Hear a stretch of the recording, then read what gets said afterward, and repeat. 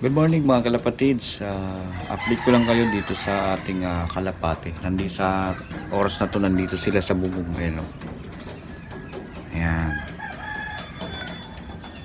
So, ayan. Tumitigas na yung ulo nila. Kasi di na sila natutulog dito. Dito na sila natutulog paggabi. So, ngayon, isang buwan na silang batcher dito sa atin. So, plano kong i-midtos sila sa bayan ng Marikina, dun sa may tulay ng Marikina. So, mamayang gabi, hulihin natin sila, tapos bukas ng umaga, itotos natin sila dun sa bayan ng Marikina. Okay? So, nandiyan lang sila. Pag umaga, paikot-ikot, ronda-ronda, tapos kain. Yun lang. Good morning mga kalapatids. Ito, nangyari na nga. Bali, kagabi, hinuli ko sila pagdating ko galing sa trabaho. So ngayon, dala-dala na natin sila. Nandito sila sa likod.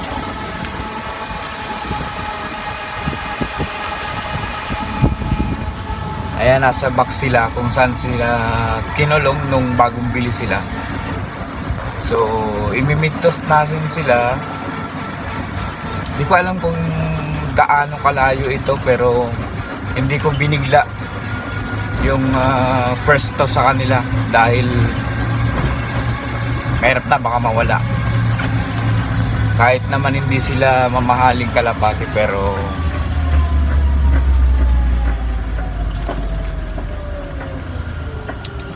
hopefully hindi sila mawala, no? Kasi napamahal na rin sila sa atin. So iniiwasan natin na mawala sila.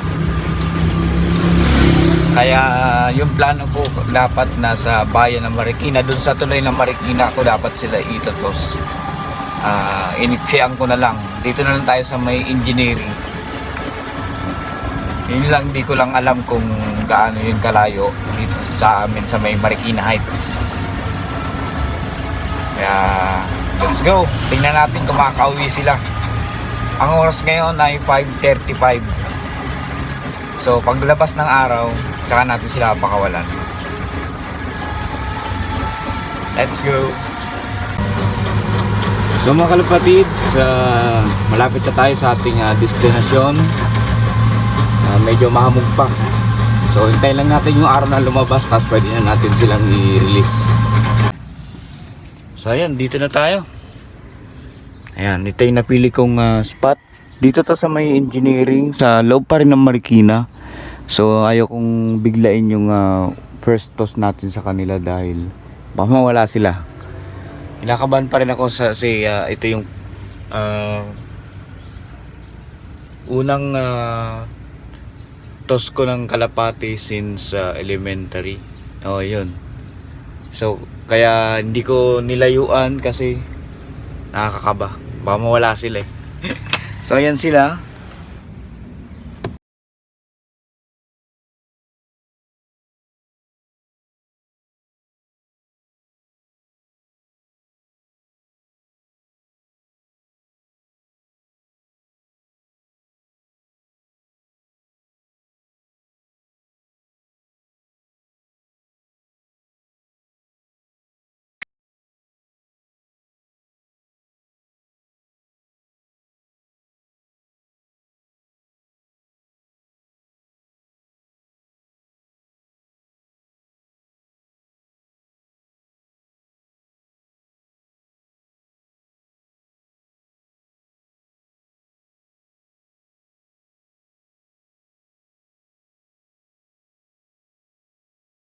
Ana. Hindi na sila umikot. Pucha, maraming kalapati dun, oh. Ang dami nang lumarondang kalapati. Pero sanay naman sila niyan. Hindi naman sila sumasama sa ibang kalapati. So tara, uwi na tayo. 1 mauna sila umuwi. Ayun. Ito.